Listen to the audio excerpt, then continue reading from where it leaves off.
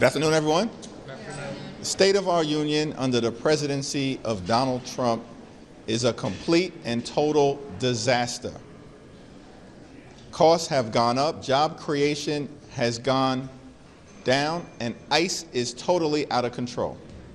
Donald Trump promised that he would lower costs on day one, but under the presidency of Donald Trump and failed Republican policies, costs haven't gone down, costs have gone up. Life has gotten more expensive for the American people. Healthcare has been under a relentless assault, including in the One Big Ugly Bill, where Republicans enacted the largest cut to Medicaid in American history, ripped food away from hungry children, seniors, and veterans by cutting SNAP to the tune of $186 billion, and then they gave that money to ICE with a $75 billion slush fund so that mass and untrained ICE agents could brutalize everyday Americans and even kill American citizens. The state of our union under Donald Trump's presidency has been a complete and total disaster, and the American people know it. Questions? Hey, Jeffries. Do you see any end in sight right now in terms of DHS negotiations? We've made clear to our Republican colleagues as recently as over the last few days that our value proposition is simple.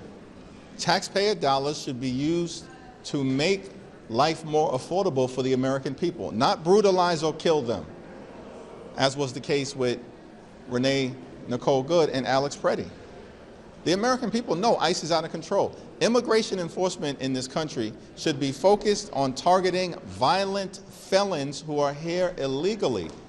That's what Donald Trump and Republicans promised to do, but that's not what's happening. They're targeting law-abiding immigrant families and American citizens.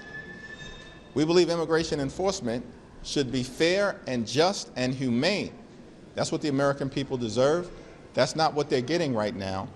And until that changes, the DHS funding bill is not going to move forward. Mr. Leader, Thanks. Is it poor form for members of your conference not to attend the State of the Union, as Speaker Johnson suggested they'd be turning their back on their constituents? And what would be your message to members of your conference tonight that perhaps are planning some disruptions that we saw during the joint address that the president had earlier? It's our expectation that there will be some members who attend in silent defiance, and there will be other members who will choose not to attend. And it's up to every individual member to make the decision that makes the most sense for their constituents. But Mike Johnson and House Republicans are not in a position to lecture anyone about decorum. Not with this president, who's completely and totally out of control in every way possible, has broken every norm, is corrupting his office, and is running a Trump cartel. And unfortunately, House Republicans have decided that rather than be a separate and co-equal branch of government, they just run around focusing their attention on being a reckless rubber stamp for Donald Trump's extreme agenda. So we definitely aren't going to be lectured by any of our Republican colleagues about anything, anytime, anywhere. And quickly, Gang of Eight briefing at 3 p.m. on Iran. What are your thoughts again on where this could be possibly leading with potential U.S. military action in Iran? The American people understand that under no circumstances should the Trump administration get us into another failed foreign forever war when we know the outcome, particularly in the Middle East. It's going to cost American lives. It's not going to lead to any decisive resolution. And it's going to waste taxpayer dollars that should be spent making life better for the American people. Congress needs to act and authorize military force before any military action is taken by Donald Trump and his administration. We'll make that point very clearly in the Gang of Eight briefing that's going to take place in about 30 minutes. And we'll continue to press that case to the American people. Thanks. Yeah. Sorry. Yeah. Thank you, Mr. Leader. Given how polarized the nation is. You all are staunchly opposed to the president and his agenda. Republicans support him, emphatically. What's the value of this speech in modern times? Just can you kind of reflect on what this speech provides to the American people, given how polarized the nation is? Well, Donald Trump should use this opportunity to apologize to the American people for breaking every single promise that he made, particularly his promise to lower the high cost of living on day one. We didn't set that standard. Donald Trump set that standard. And now he's running around the country claiming that the affordability crisis is a hoax. Nobody out there in America believes it's a hoax, because far too many people are struggling to live paycheck to paycheck, cannot thrive, and can barely survive, even though they're working hard and they're playing by the rules. Now, any reasonable president whose numbers are in the basement right now, I mean, these poll numbers for Donald Trump are like an extinction level event for him.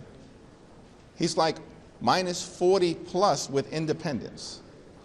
Latino voters are leaving him. Young voters are leaving him. Working class white voters are leaving him. Independents have abandoned him a long time ago in this presidency.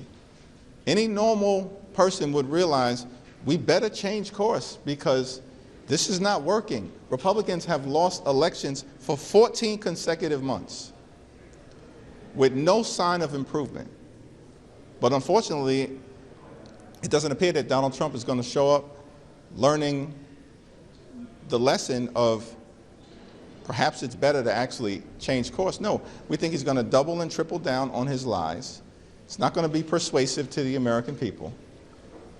And they'll probably be worse off, Republicans, after this speech than they were going into it. Thanks. Yep. Last we heard, you guys sent a new counteroffer to the White House. Did they ever respond to that, or is it radio silence? What's the status of the talk? There hasn't been any real recent communication with the White House. Our position, as Democrats, continues to be, listen, we need dramatic, meaningful, bold, transformational reform with ICE. The American people know ICE is out of control, and they need to be reined in. Kristi Noem's got to go, but we don't just need a change in personnel, we need a change in policy, and it has to be dramatic.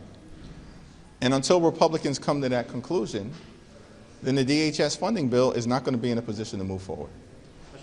So with DHS funding lapse at the moment, there's over 40,000 Coast Guard members who are going to go without a paycheck in 3 days, and there are some members of your caucus who also called for FEMA assistance following the blizzards this weekend.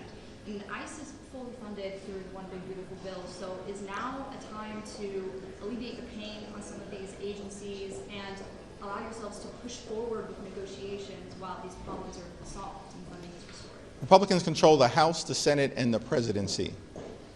They've been lecturing the American people since November of 2024 that the country was in the midst of some massive MAGA takeover.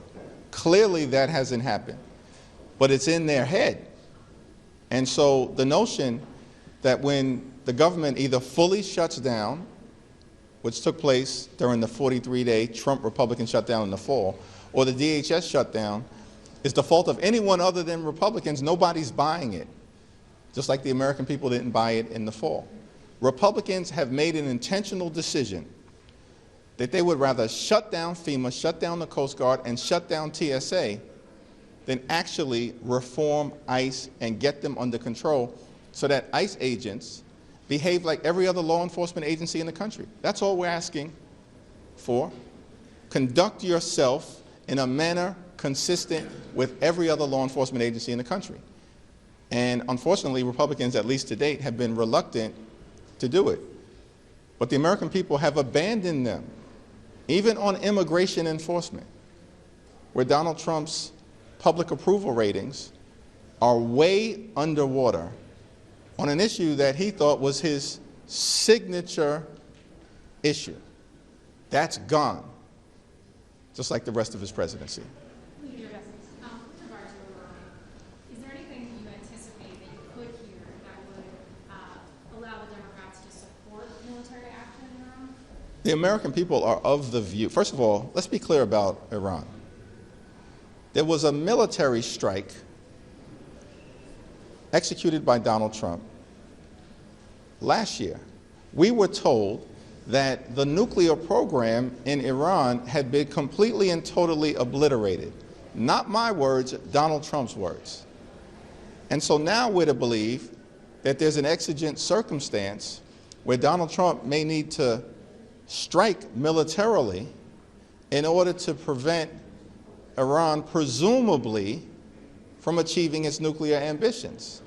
Wait, what happened to Iran's nuclear program being completely and totally obliterated? Donald Trump's words, not our words. Clearly, he was lying to the American people, or he's lying right now. And so there's nothing that he can say to the American people that will have any degree of credibility at this point in time. I'm interested, and I'll listen to what members of his administration are going to say at this secure briefing.